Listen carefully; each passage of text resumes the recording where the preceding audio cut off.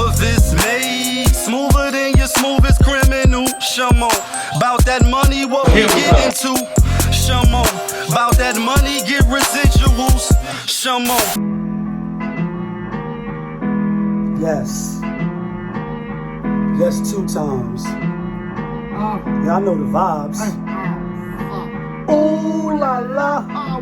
She go ooh la la. We go ooh la la. They go ooh la la.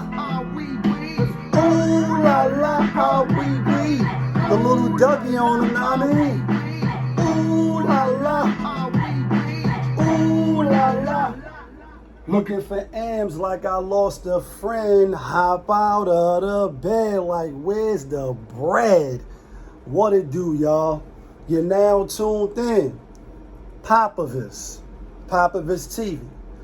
We live, we rolling, we unscripted, we authentic. That feeling back up in here one more again. So if it's your first time, please come on in. Over here, we deal with sports, hip-hop, interviews, Popavisms 101, and motivation. If that sounds like something you can rock with, then before you caliente your ass up out of here, kindly go ahead and hit the subscribe button, hit the like button, and hit the notification bell so when I upload the videos, you get alerted. Yeah. And if it's not your first time, then you know how we do. You know how I start my show. Tony, there was no other way. We in the end game now. We is in the end game, people. We in the end game because every day this shit seems like we just pour more shit on top of the garbage. So the smell that permeates from the shit, it'll kill you.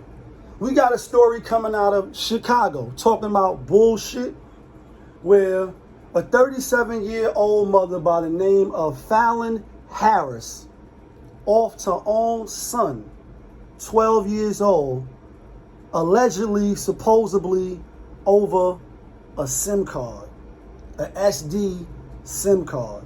Now,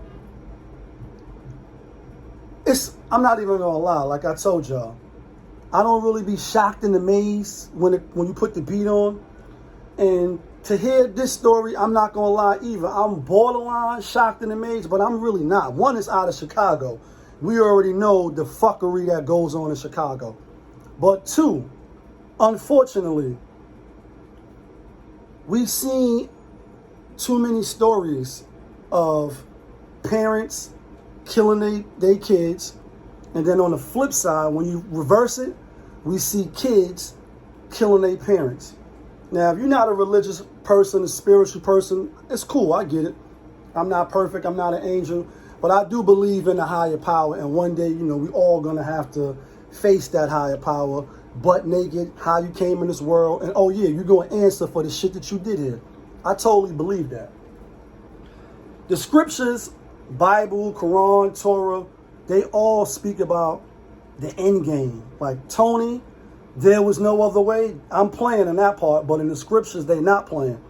They say in the end game, in the end days, we will see a rapid rate of kids killing their parents and parents killing their kids. Now, the story goes as, and you can't make it up, right? Like Kevin Samuels, you can't make this shit up.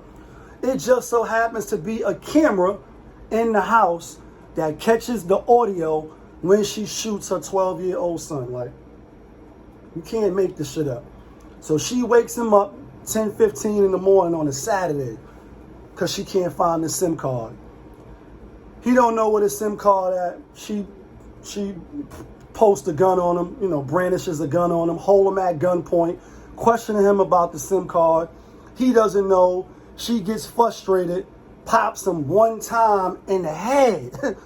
Yeah, process that. I'm processing. I just checked out the story, and as I'm looking over the details, I'm saying, you can't make this shit up. Gets distracted by a phone call. He's dead, but he's alive. Still alive. Still maybe had a chance for life. Crying on the floor. The audio, they saying you can hear him You can hear the conversation. She comes back after the conversation, questions him again about the SIM card. And obviously, again, he doesn't know where the SIM card at. He didn't touch it. He didn't see it. Pops him again. You can't make this shit up. Kills him. They say she got mental health issues. They say she was a transit worker, making 6 figures, making decent money. And it's like, at what cost do you do some heinous shit like this? Kill your only son. Heinously, horrific way of, killing him. Like, he didn't even die on the first shot. Come back and shoot him 2 times? I want to say throw her in the chair, take her life. I want to say a lot of things. But obviously, mental health is a real thing, unfortunately. And the only thing you can think of is when parents do stuff like this to their kids, they drown them one by one. You hear the story of the lady just taking her kids one by one, just drowning them. The process mentally where you got to be, saying she was hearing voices and things like that. I believe in the unseen, the angels, the jinns, stuff like that. So I'm not really shocked and amazed when, people say things like this. Now, I haven't yet to run into some unseen shit, but it's a lot of things unseen, like air, that's real. Wind, that's real. Stuff that you can physically, almost sense without seeing.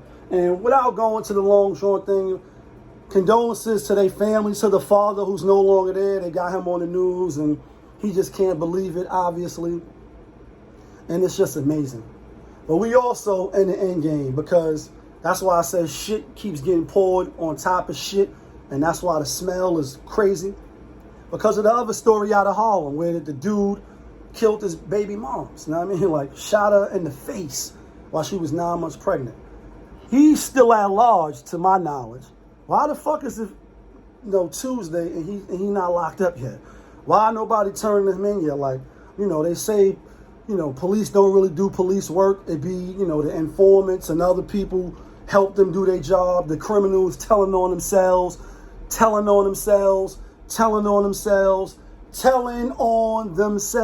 all you get is dumbass criminals doing dumb shit, getting caught. A lot of times it don't be the police work. Don't be the police work. But where's the outrage? Again, they know who did it. Like, you ain't Noriega on the run eating. You don't got enough money to be on the run. You want to be on the run in today's age, you got to be damn near a millionaire. And that still doesn't give you no real good percentage of chances of making it on the run. You eventually going to get caught. But I'm just wondering why he's not caught like today. Like, he should have got caught Sunday. We know where you live. You know what I mean? We know where your moms live. And, it's just crazy. So hopefully they catch his ass soon. He needs to be off the street immediately. You know what I mean? That's also why we in the end game.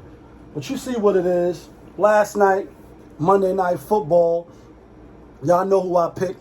I had the Baltimore Ravens, money line, and over. We got the over right.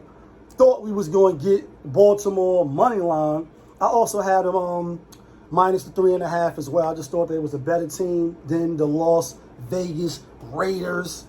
And I'll just say this, like, number one, Lamar Jackson, he fucked that game up. That's why he had the sad face, sticker face. He had the sad face like I had the sad face because I possibly could have won 10 bands yesterday. Like, yeah, the Mega Millions is 10 bands in the betting world. Not the Mega Millions, I'm being funny. Should have won 10 bands and been sitting pretty right now, but I didn't. And that's how the cookie crumbles when it comes to betting. But you see him on the sideline, and before we get into him, we'll just say it was one of the most roller coasterous games that I ever seen. And oh, by the way, as I'm getting in and I'm catching the game in the second, just catching the game from the second period on, I'm saying, damn, Las Vegas Raiders, I know they in Vegas and all that, but you didn't see the fans there last year. You didn't get to see the welcoming of the stadium. And the stadium looks phenomenal. I think it's $2 billion.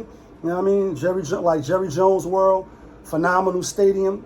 As a person that, love going to Vegas, I love to gamble. That's the place that I've been to, the second most outside of Atlanta. It looks phenomenal. The crowd, the atmosphere seems electric. I'm saying they in the heart of the motherfucking fuckery with Vegas on the bat line. So I'm saying, okay, Baltimore going to win. Then they wasn't going to win. Then all of a sudden, Lamar Jackson fumbles the ball in the fourth quarter, number one. Raiders get the ball back, drive the ball all the way down the field. Touchdown, oh shit, game is over. Money line for those that took Vegas, money line. Then it wasn't a touchdown.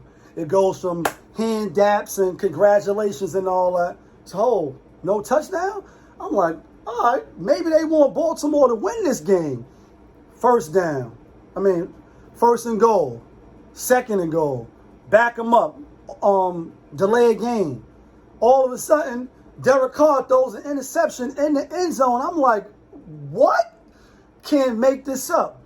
In the end zone, also, they're going to get the ball on the 20-yard line. They're going to march down the field, score the touchdown or the field goal to win the game. Not. Lamar Jackson fucks it up again. Now it's overtime. Overtime. Get the ball. Y'all seen the game. And that's why he had the sad face, sticker face.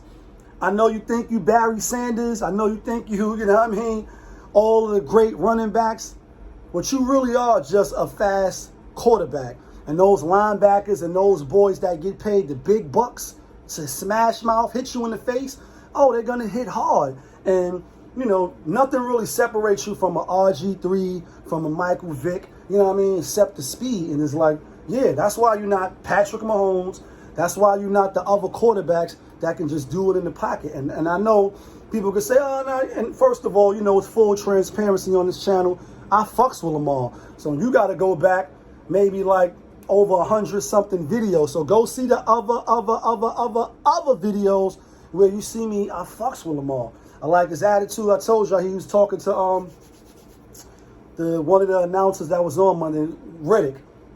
And Riddick was asking him, like, is there anything in Mahomes' game that you would like to practice? Or like, and he was like, no, I don't. There's nothing that he does that I want to do. And I was like, I like that. Brash answer, like, no political correctness. Like, yeah, I'm me, he's him, and I'm that dude. And I love that attitude. And I'm saying, oh, he's a dog. Fucks with Lamar because of that.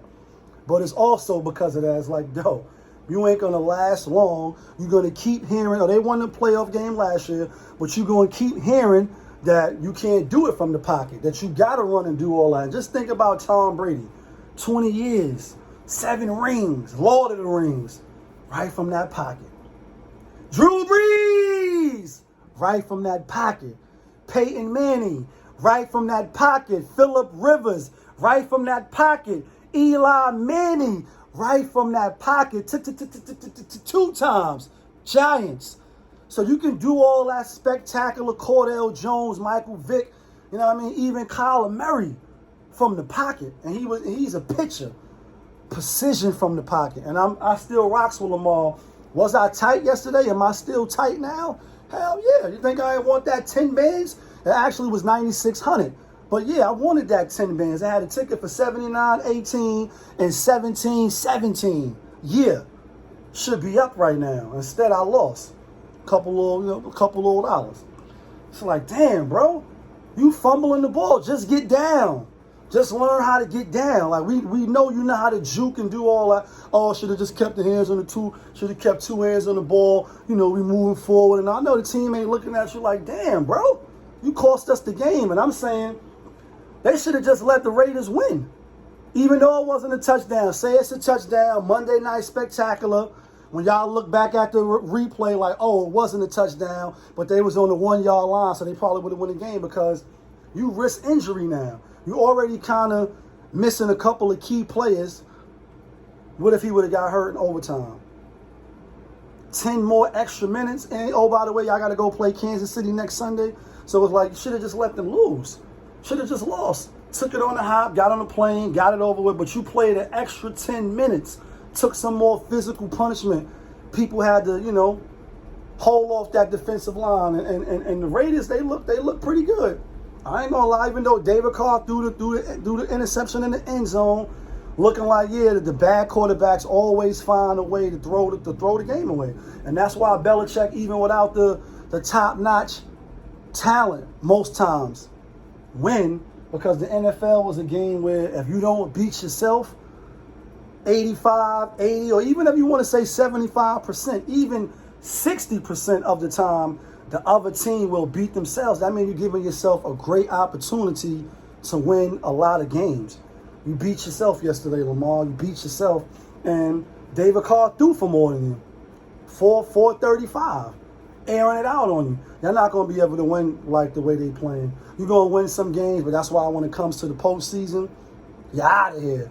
And with that, we're going to get into these power rankings. The week 1 is in the books. Still was a good week because I won Sunday. Yeah, we won, even though we with the game last night, we actually 7-8 out of 15 games. We won 7. That's not great. Almost 50%, but we still won, and we won because we had the right combination. Normal times that doesn't happen. Here's my power rankings for the NFL after week 1. This list is gonna change as we keep going. But I got Tom Brady and them number 1. They are the defending champs, so they're going to get number 1. Number 2, Kansas City. Patrick, a.k.a. PM, mean night, Mahomes, a.k.a. Ferrari. They beat a good Baker Mayfield team, even though it was home and they was down. He is the best quarterback in the league to me. And then after that, everybody else. You know, you have 1A, 1B, then 2 and all that. I got the LA Rams coming in at number 3 because I got Matt Stafford, top 5 quarterbacks in the NFL. And now that he got a great cast, it's like putting, you know what I mean, like sending Giannis somewhere, or, you know what I mean, like sending Kawhi Leonard or something to a good team now. You see when he went to Toronto? Yeah, bling, blow. Certain players, they just was nice. It was on bad teams. Now when you put them on a great team or a good team, championship aspirations. I don't see nobody with no defense like the Rams yet. Tampa, obviously, they had a great defense last year going against who they played in the first week. Can't even forget who they played. But, Dallas. Dallas got a good offense, but I think the Rams defense is better than Kansas City and Tampa Bay. Still week 1, they played, you know what I mean, they played a bum team, so to speak. Next, I got, not Drew Brees, I got Jameis Winston coming in at number 4. They got a good defense. And you got to say Jameis Winston is better than Drew Brees at this point. Obviously, Drew Brees not even in the league. But I mean arm strength, athletic ability. See how he was getting out of the pocket, Baka, throwing darts. And they look like they're going to probably be a force to reckon with at the end of the season. All this is barring injury. But I like the Saints coming in at number 5 to round it off. I got the Pittsburgh Steelers, good defense. Mike Tomlin, coaching matters in the NFL. It matters in all sports, but it really matters in the NFL because any given Sunday you could get beat, and not always the best team wins in the NFL. Lastly, I got the Seahawks, and this is the bonus, coming in at number 6. And then I got the Arizona Cardinals coming in at number 7. So I added an extra 2 teams. You know what I mean? Seattle, obviously they got Russ. Let Russ cook. They got a good defense. They got a good coach, Pete Carroll. And then you got, you know what I mean, the other dynamic quarterback, which is Kyler Murray. And oh, by the way, they got a pretty good defense too. 5 sacks.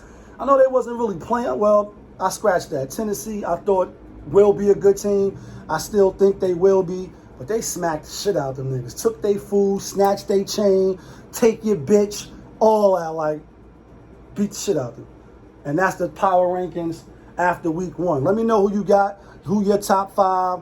Let me know what you think of that wacky game last night real quick. The only other Monday night game I think I've seen that was crazy like that was the Jets beating the Dolphins. I think they was down like 24, came back and won 41-38.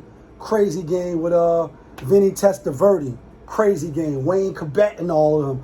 Crazy game, obviously. But you know what it is. It's your boy, POPAVIST. You're now tuned in. POPAVIST TV. That's my show. We live, we rolling, we unscripted, so we do what we want. We authentic because our track record is intact. That feeling back up in here one more again. Yeah, kid.